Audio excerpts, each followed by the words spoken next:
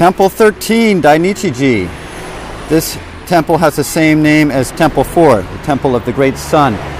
And this is one of the beginning of 5 temples in the city. And as you can see, there's a lot of traffic here. It's literally on a big road. It's a fairly small temple. I'm going to try to cross the road now without getting hit by cars. No cars are coming. I'm going to make my run for it.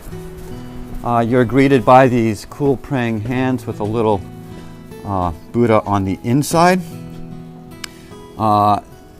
It's said that Kobodaishi came here and performed a Goma fire ceremony and had a vision of the Dainichi, the cosmic Buddha, who demanded that a temple be built here.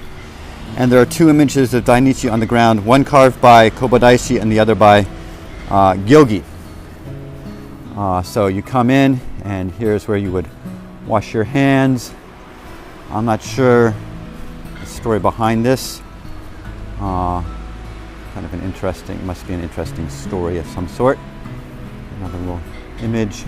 This is the main hall, and you can look inside and see the Dainichi inside of it, and a little building where I assume the caretaker might stay, and then there is the Daishido.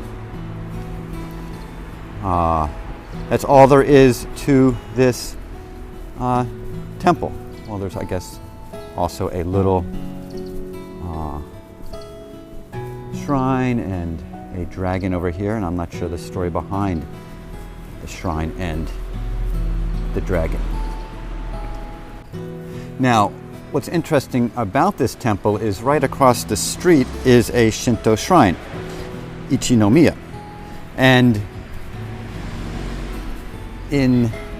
today we think of Shinto and Buddhism as 2 separate entities.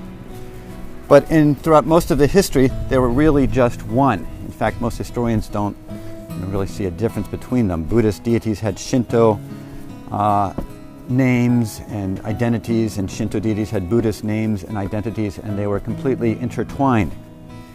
It was during the Meiji period that they all got separated out.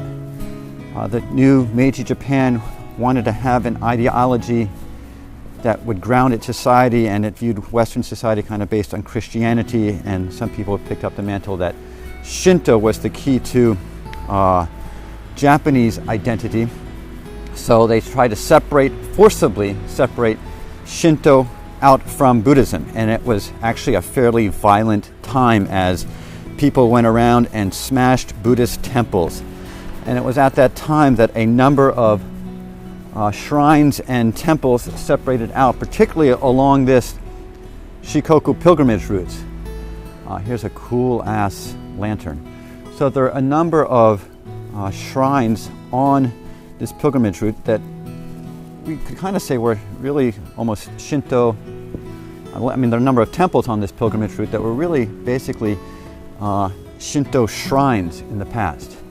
And here's one of the clearest manifestations of the separation, in which they are literally across the road from one another, whereas in the past they would have just been one entity. So here is Ichinomiya Shrine, and there is Dainichi Temple number 13.